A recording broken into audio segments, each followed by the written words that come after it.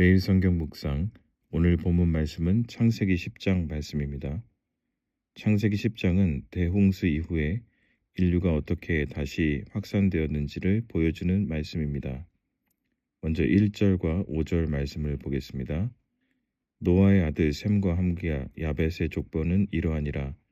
홍수 후에 그들이 아들들을 낳았으니 이들로부터 여러 나라 백성으로 나뉘어서 각기 언어와 종족과 나라대로 바닷가의 땅에 머물렀더라.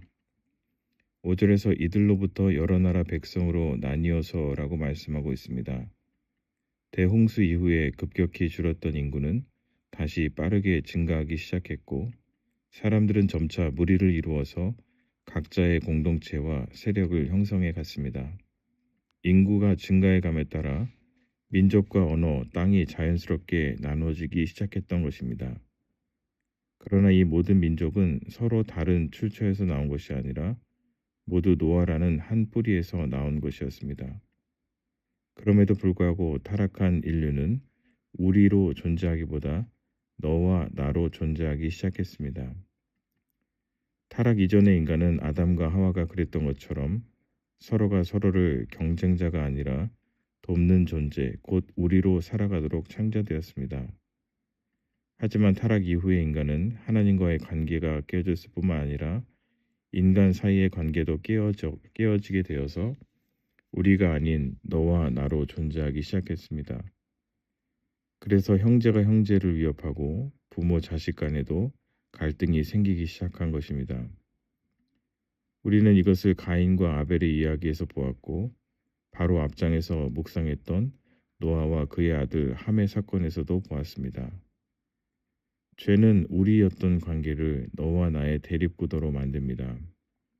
그리고 인류가 번성할수록 이러한 경쟁과 대립구도는 점점 더 심각해져 갔습니다.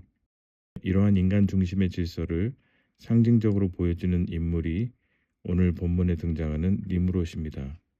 8절과 9절 말씀입니다. 구스가 또 니므롯을 낳았으니 그는 세상의 첫 용사라.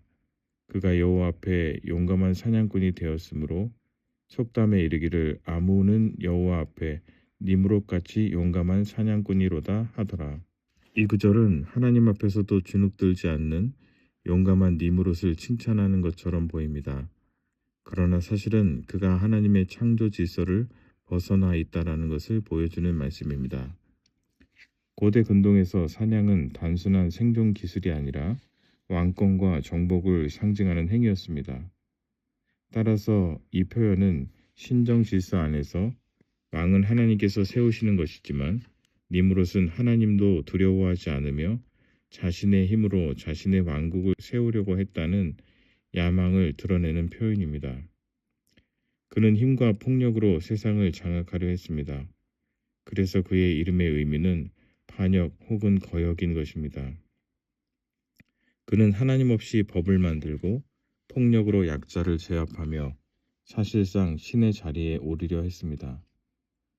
그로부터 훗날 하나님의 권위에 정면으로 도전하는 바벨탑 사건이 등장하게 됩니다. 이제 타락 이후의 인류는 하나님의 통치와 질서 안에서 살아가는 사람들과 하나님 밖에서 자신이 질서를 세우고 힘으로 세상을 지배하려는 사람들로 나뉘게 되었습니다. 이 갈림을 오늘 본문 25절에서 이렇게 표현합니다. 에벨은 두 아들을 낳고 하나의 이름을 벨렉이라 하였으니 그때 세상이 나뉘었으며 벨렉의 아우의 이름은 욕단이며 벨렉의 후손들은 보이는 힘보다 보이지 않는 약속을 신뢰했고 속도보다 순종과 기다림을 선택했습니다. 그들은 나의 성공이 아니라 하나님의 약속 안에서 우리를 향해 걸어갔던 사람들이었습니다. 바로 대표적인 인물들이 아브라함과 이삭과 야곱과 모세입니다. 반면에 욕단의 계보의 사람들은 하나님 없이도 안전과 질서를 확보할 수 있다고 믿었던 사람들이며 자기 자신의 나라들을 세우기 위해 경쟁하며 힘으로 세상을 지배하려고 했던 사람들이었습니다. 이들은 훗날 이스라엘 백성들을 대적하는 아시리아와 바벨론의 뿌리가 됩니다.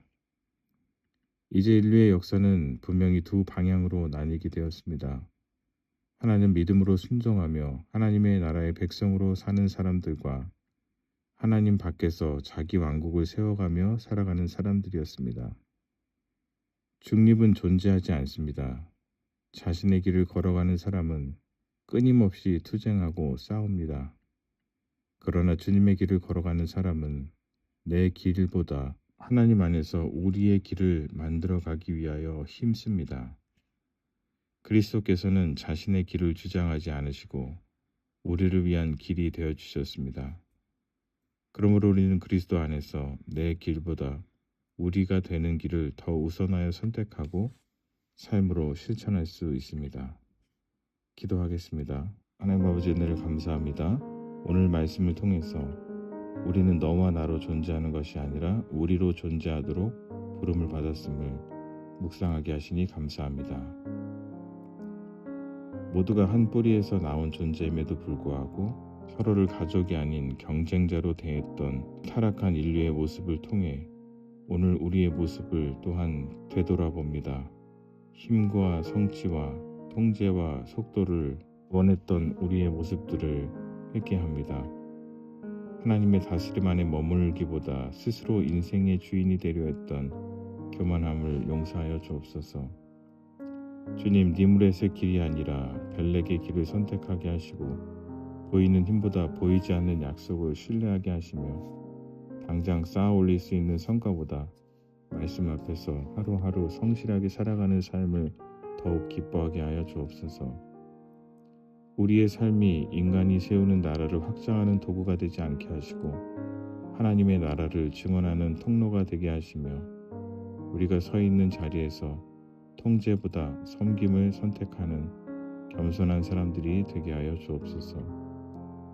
성령께서 오늘도 우리의 마음을 비추어 주셔서 두 갈래길에서 항상 너와 나의 길이 아닌 우리의 길을 선택하는 저희들이 다 되게 하여 주시옵소서.